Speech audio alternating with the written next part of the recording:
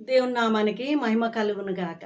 మీ అందరికి నా వందనాలు తెలియజేస్తున్నాను. మీరంతా బాగున్నారు గదూ! మీరు బాగుండాలని ప్రతిరోజు మీ కొరకు ప్రార్థిస్తున్నాను. సరే, కొన్ని మాటలు దేవుని యొక్క మాటలు మీ ముందు ఉంచాలని నేను ఆశపడుతున్నాను. చూడండి, ఒక వ్యక్తి మీద ఒక పాపము గాని, శాపం గాని ఉండినట్లయితే గనక, ఆ శాపము ఎలాగ తొలగిపోతుంది ఈ రోజున? దేవుడు నీతో, నాతో, మనందరితో మాట్లాడనే ఉన్నాడు. పరిశుద్ధాత్మ దేవుడు. ఇండోనేషియా అనే దేశంలో కొంతమంది సేవకులు, దైవ సేవకులు ఉజ్జీవ సభలు నిర్వహించారు. ఆ దేశంలో, ఇండోనేషియా దేశంలో ఉజ్జీవ సభలు నిర్వహించారు. ఆ సభలలో మరి సేవకులలో ఒక సేవకుడు మెల్టోరీ మెల్టోరీ అనే ఒక దైవ సేవకుడు. ఆ సేవకుడు మరి తన బృందాన్ని వేసుకొని కొండ ప్రాంత ప్రజలకి, కొండ జాతి వారికి మరి సేవ చేయాలని, సువార్త ప్రకటించాలని కొంతమందిని తీసుకొని ఆ గ్రామానికి వెళ్తారనమాట. వెళ్ళినప్పుడు అక్కడ ఒక తల్లి, వారికి ఒక కుమారుడు, 17 సంవత్సరాల అబ్బాయి. ఆ అబ్బాయి కొరకు ప్రార్థించమని ఆ అబ్బాయిని తీసుకొని వచ్చింది ఆ సేవకుడి దగ్గరికి. కొండ జాతి వారనమాట.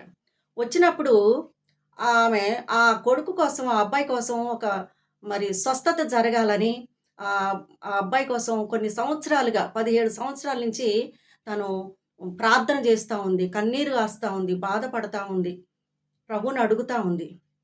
మరి ఈ బిడ్డ కోసమో ఏమో మరి ఆ సేవకుడిని కూడా మరి వారి ప్రాంతానికి నడిపించి ఉన్నాడు దేవుడు. సరే, ఇప్పుడు ఈమె కన్నీరు గార్చి ప్రార్థన చేస్తుంది. ఆ కన్నీరు ఆ సేవకుడు చూస్తుండు. ఈ బిడ్డ కోసం ప్రార్థన చేయమని సేవకుడిని అడుగుతుందనమాట. అడిగినప్పుడు ఆ పిల్లోడిని ఈ సేవకుడు చూసినప్పుడు ఎలా ఉండంటే, వికారముగా, ఆకారం లేదు, మనిషి ఆకారం లేదండి. మనిషి ఆకారం లేదు. అలా పుట్టుకతోనే అలా పుట్టిండు. 17 సంవత్సరాలుగా కంటి చూపు లేదు, నోటి మాటలు లేవు, చెవులు వినపడవు. మనిషి కూడా వికారంగా అనమాట. ఒక భయంకరంగా, ఒక దెయ్యం పిల్లగాడు అంటారు చూడండి మన భాషలో, అట్లా అనమాట. ఏదో ఒక శాపము ఆ వ్యక్తి పైన, ఆ బిడ్డ పైన మరి వెంటాడుతుంది. శాపం వెంటాడుతుంది ఆ అబ్బాయిని. అందుకని పుట్టుకతోటే వాళ్ళ కుటుంబంలో ఇటువంటి అబ్బాయి పుట్టిండనమాట. గుడ్డివాడిగా, మూగవాడిగా, చెవిటివాడిగా. అట్లానే ఏమన్నా పిల్లోడు ఏమన్నా అందంగా ఉండంటే అట్ట కూడా లేడండి. చాలా భయంకరంగా చూసేవరకి ఏంటి అసలు ఈ పిల్లోడేనా? మనిషి పిల్లోడా కాదా? దెయ్యం పిల్లగాడు అన్నట్టుగా ఉన్నాడు. ఈ సేవకులు కూడా ఒకటే ప్రార్థన చేస్తుండు. ఆ తల్లి బాధ, ఆమె కన్నీరు చూడండి. 17 సంవత్సరాల అబ్బాయి ఆ విధంగా ఉంటే ఆ తల్లికి ఎంత బాధ ఉంటది చెప్పండి. తన హృదయ వేదన ఎవ్వరికి చెప్పుకోలేని బాధ. అందరి పిల్లలు చక్కగా ఆడుకుంటున్నారు, చదువుకుంటున్నారు. 10థ్, ఇంటర్‌లో ఉండాలి 17 సంవత్సరాలంటే కదా! అటువంటి ఆ అబ్బాయికి అటువంటి మరి ఆ అస్వస్థత, అనారోగ్యము, మరి అట్లా పుట్టాడు గనక చాలా బాధగా ఉంటుంది తల్లి. ఎంతో కన్నీరు, ఎన్నో సంవత్సరాల నుంచి మరి దేవుడిని అడుగుతా ఉన్నదనమాట. ఈ సేవకుడి దగ్గరికి తీసుకొచ్చి ప్రార్థించయ్యా అని అడుగుతదనమాట. అడిగినప్పుడు అసలు ఈయన గుండె గూడా 2 ముక్కలయినట్టుగా అయిపోయింది. తన హృదయం పగిలిపోయినట్టుగా అయిపోయింది ఆ అబ్బాయిని చూసేసరికి. అసలు ఈ అబ్బాయి ఏంటి? ఈ స్థితి ఏంటి? ఈ పరిస్థితి ఏంటి? ఇట్లెట్లా పుట్టిండన్నట్టుగా ఒక క్వెషన్ ఏసుకోవచ్చు మనం. ప్రశ్న వేసుకోవచ్చు ఆ అబ్బాయిని చూసి. అంత వికారం, ఆకారం లేదు. మనిషి ఆకారం, మనిషి పోలికలు అసలెక్కడ లేవు. అటువంటి ఆ పిల్లోడిని తీసుకొచ్చి ప్రార్థన చేయమని అడిగినప్పుడు, ఆయన గూడా చాలా వేదనతో, బాధతో, ఏక మనసుతో, భారముతో, కన్నీటితో, మరి హృదయ వేదనంతో, ఎంతగానో భారంతో మరి ప్రార్థన చేస్తూ ఆ ప్రార్థనలను గోజాడుతా ఉన్నాడు. ప్రభువా, స్వస్థపరిచేయి, బాగు చేయి ఈ బిడ్డని, బాగు చేయి అని చెప్పేసి ఎంతగానో మరి మరి తను సేవకుడైనప్పుడు గూడా ఎంత ప్రార్థనగా మరి ప్రార్థన ఏక మనసుతో వాళ్ళ బృందమంతా కలిసి, అక్కడున్న ప్రజలు, ఆ గ్రామ ప్రజలు గూడా కొంతమంది మరి చూడటానికి వచ్చిన్నారనమాట. ఏం చెప్తారో ఈ సేవకుడు విందామని. మరి ఈ పిల్లోడి కోసం ప్రార్థన చేస్తున్న వారు గూడా ఏకీభవించారు. వారందరూ గూడా కలిసి భారముతో దేవుడి యొక్క ఆత్మ మరి దిగి అంతగా ప్రార్థన చేస్తున్నారనమాట ఆ సేవకుడు. దేవుని యొక్క పరిశుద్ధాత్మ ఆయనలోకి వచ్చి తను మరి మాట్లాడుతుండనమాట. ఆ బాలుని గురించి, ఆ పిల్లోడిని గురించి ఏమని మాట్లాడుతుండంటే, సాతాను శక్తులతో కొన్నిటిని వాళ్ళ తాతయ్యట, ఈ అబ్బాయి వాళ్ళ తాతయ్య అంట సాతాను శక్తులతో సహవాసం చేసి మరి యుద్ధాలు చేసి ఫ్రెండ్‌షిప్ చేసుకొని వాటినే పూజిస్తున్నాడనమాట. ఆ సాతాను శక్తుల్ని, దెయ్యపు శక్తుల్ని, చిల్లంగి శక్తుల్ని, చేతబడి శక్తుల్ని ఈయనన్నిటి కూడా ఈయన ఏం చేస్తున్నాడంటే పోషిస్తా ఉన్నాడు. వాటికి పూజలు చేస్తా ఉండు, బలులర్పిస్తా ఉండనమాట. అయితే ఈయన ఏం చేసిండంటే ఆ కొండ జాతి వారితోటి ఒకానొక దినాన మరి యుద్ధం చేయాల్సొచ్చిందనమాట. ఆ యుద్ధంలో ఒకటే మొక్కుబడి చేసుకుండంట. నేను గనక వీరిపైన నేను విజయాన్ని చూస్తే నాకు జయమిస్తే నేను ఒక బాలుడిని తీసుకొచ్చి, ఒక అబ్బాయిని తీసుకొచ్చి దహన బలిగా నీకు ఇచ్చేస్తా. సజీవంగా నేను అర్పిస్తా. నీకు బలిస్తా అని చెప్పేసి ఆ శక్తులతోటి, ఆ దెయ్యాలతోటి, సాతాను శక్తులతోటి మాట్లాడిండనమాట. అట్లా ఒప్పందం చేసుకున్నాడట. మొక్కుబడి చేసుకున్నాడు. నిజంగానే కొండ జాతి వారిపైన ఈ ముసలాయన మరి విజయాన్ని చూసిండనమాట. గెలిచిండనమాట ఆ యుద్ధంలో. గెలిచినప్పుడు అక్కడ ఒక చిన్న బిడ్డని తీసుకొచ్చి మరి ఎవరికీ కనపడకుండా, ఎవరికీ చెప్పకుండా మరి సజీవంగానే బ్రతికి ఉన్న పిల్లగాడినే మరి భూస్థాపన చేసిండు. ఇచ్చేసిండనమాట. బలిగా ఇచ్చేసిండనమాట. అది ఈ సేవకంలో నుంచి పరిశుద్ధాత్మ దేవుడు మాట్లాడుతుండు ఒక ప్రవచన రూపంలో. ఇదిగో ఈ అబ్బాయి వాళ్ళ తాత మరి ఒకానొక దినాన మరి విజయం పొందిందని చెప్పి ఈ ప్రజల పైన మరొక అబ్బాయిని తీసుకొచ్చి ఇక్కడ మరి బలి ఇచ్చిండు, నరబలి ఇచ్చేసిండు అని చెప్పేసి అదే శాపము ఈ బిడ్డ పైన మీ కుటుంబాన్ని దారిద్ర్యపు స్థితిలో ఇటువంటి పిల్లాడిని పుట్టడానికి కారణం కూడా అదే శాపం వీళ్ళు మిమ్మల్ని వెంటాడుతుంది. మీ కుటుంబంలో శాపం ఉంది. ఈ పిల్లాడి పైన శాపం ఉంది. ఈ శాపము తొలగిపోవాలంటే యేసు రక్తం కావాలి కదా! అది ఆ ప్రవచనము చెప్పినప్పుడు అక్కడున్న చుట్టుపక్కల ఉన్న వాళ్ళు గూడా, "అయ్యా! నిజమే అయ్యా! దైవజనుడా, పాస్టర్ గారు నిజమే అయ్యా! వాళ్ళ తాత అదే పని చేషిండు" అని చెప్పేసి వాళ్ళు నిజం గనక మరి ఒప్పుకున్నారనమాట. చూడండి, సమరయ స్త్రీతో గూడా దేవుడు మాట్లాడతాడు గదా! కదా! అంటే తన హృదయంలో, తన జీవితంలో ఏమేం పొరపాటు చేసింది, మరి ఎవరెవరున్నారు, ఏంటి కథ అని మొత్తం గూడా ఆ చిట్టా అంతా గూడా ఇప్పేసిండనమాట. అట్టాగనే దేవునికి అసాధ్యమైనది ఏముంది? ఆయనకి మరుగైనది ఏమున్నది? చూడండి, అన్నీ గూడా బట్టబయలు చేసే దేవుడు మన దేవుడు. ఆయన ఆత్మస్వరూపుడు గనక. అలాగా మరి కొన్ని నిజాలు బయటకొచ్చినప్పుడు అక్కడ ఉన్న వాళ్ళంతా గూడా ఒప్పేసుకున్నారన్నమాట. నిజమే అయ్యా! నువ్వు చెప్పింది దేవుడు కరెక్టే మాట్లాడిండు మా పట్ల. ఇప్పుడు ఏం చేద్దామనంటే ఒకటే చేయండంటే యేసు రక్తము అంటే యేసు రక్తము ఆ బిడ్డ పైకి రావాలి. దేవుని యొక్క సన్నిధి ఆ బిడ్డ పైకి రావాలి. ఆ బిడ్డ పైన ఉన్న శాపము కొట్టివేయబడాలంట. ఆ శాపము విరిగిపోవాలంటే, ఆ శాపము దూరమైపోవాలంటే, దేవుడు ఆ బిడ్డ స్వస్థత పొందాలంటే, దేవుడు ఆ బిడ్డకి మంచి ఆరోగ్యం ఇవ్వాలంటే మీరు ప్రార్థన చేయండి. యేసు రక్తము ఈ బిడ్డ పైనకి రావాలి. యేసు దేవుడు ఈ బిడ్డను దర్శించాలి. ఆయన సత్యదేవుడు గదా! ఆయన అద్భుతాలు చేసే దేవుడు గదా! ఆయన పాపాన్ని క్షమించే దేవుడు, శాపాన్ని విరిచివేసే దేవుడు గదా మన దేవుడు అని చెప్పేసి ఆ పాస్టర్ గారు వీరందరిని గూడా కూర్చోబెట్టి ఏకరీతిగా, ఏక మనసుతో, భారముతో వీరందరూ గూడా మరి ఎంతో భారము కలిగి ప్రార్థన చేస్తా ఉన్నారనమాట.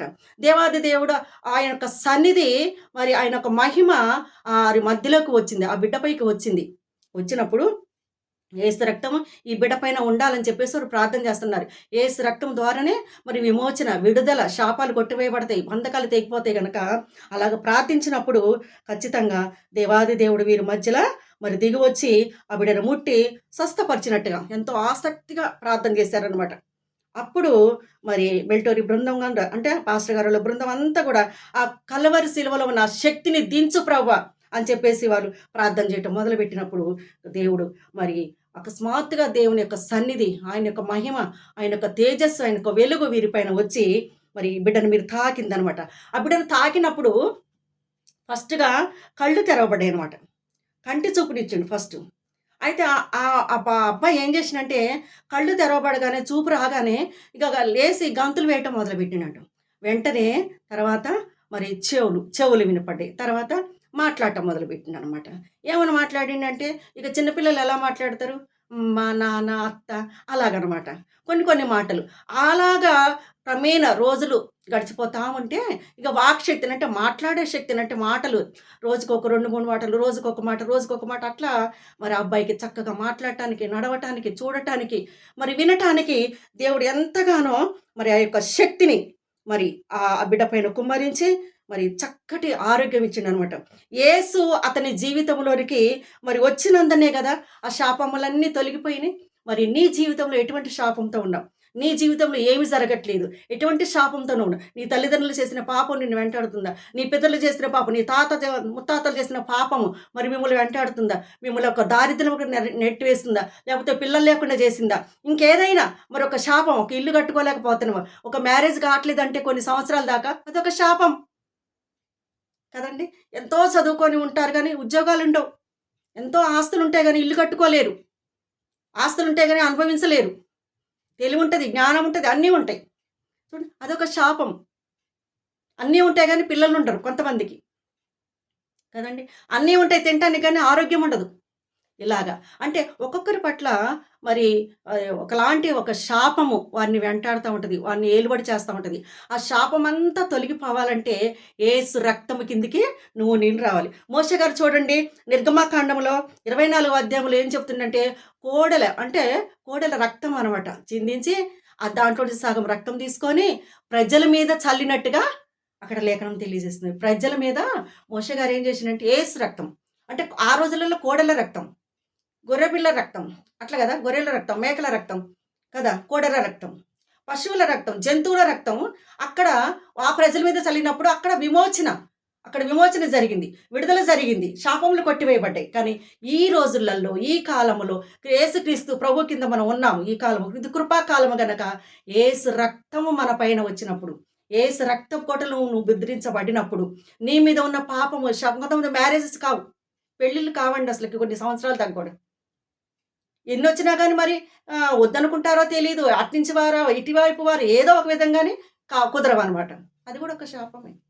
డబ్బుంటది కానీ అనుభవించలేరు కదా! అట్లాంటి శాపాలన్నీ కొట్టివేయబడాలంటే యేసు రక్తము కిందకి నువ్వు రావాలి. యేసు యొక్క పాద చెంతకి నువ్వు వచ్చినప్పుడు నీ ఆ శాపాలన్నీ కొట్టివేయబడతాయి. ఆ పాపాలన్నీ క్షమించబడతాయి. విమోచన జరుగుతదనమాట. విడుదల కలుగుతదనమాట. బంధకాలు తెగిపోతాయనమాట. నిన్ను సాతానుగాడు ఎటువంటి బంధకం ఇప్పుడు ఈ అబ్బాయిని కూడా సాతాను శక్తుల ప్రభావం ఇదంతా. చేతబడి శక్తుల ప్రభావం అని మన పల్లెటూర్లలో అంటా ఉంటారనమాట. చిల్లంగి శక్తుల ప్రభావం అని. అయన్నీ కూడా విడుదల కలగాలంటే నువ్వు యేసు రక్తంలోనికి నువ్వు రావాలి. యేసు రక్తం కోటలోకి నువ్వు రావాలి. యేసు దగ్గరికి నువ్వు రావాలి. క్రీస్తు దగ్గరికి నువ్వు రావాలి. క్రీస్తును అనుసరించాలి. నువ్వు వెంటాడుకోవాలి. నువ్వు వెతకాలి, రావాలి, పట్టుకోవాలి అంటే యేసు రక్తపు కోటలో నువ్వు నీ కుటుంబం, నీ పిల్లలు ముద్రించబడితే, ఆయన భద్రతలోకి గోచితే ఖచ్చితంగా నీ పైన ఉన్న శాపము, పాపము అన్ని బంధకాలన్నీ కూడా కొట్టివేయబడతాయి, తెంచివేయబడతాడనమాట. పాపపు కట్లు తెగిపోతాయి. శాపపు కట్లు తెంచివేసే దేవుడు మన దేవుడు. మన పరిశుద్ధాత్మ దేవుడు అటువంటి శక్తినిస్తాడనమాట మనకి. అయన్నీ తెగిపోతాయి, విడిపోతాయి. చెల్లాచెదురుగా కనపడకుండా పేదరికం పోయిద్ది, దారిద్ర్యం పోయిద్ది. బలహీనతలు కొట్టివేపుతాయి. కొంతమందికి దీర్ఘకాలపు రోగాలనమాట. ఎన్ని మందులు వాడినా గానీ అంతే ఉంటాయి ఆ రోగాలు.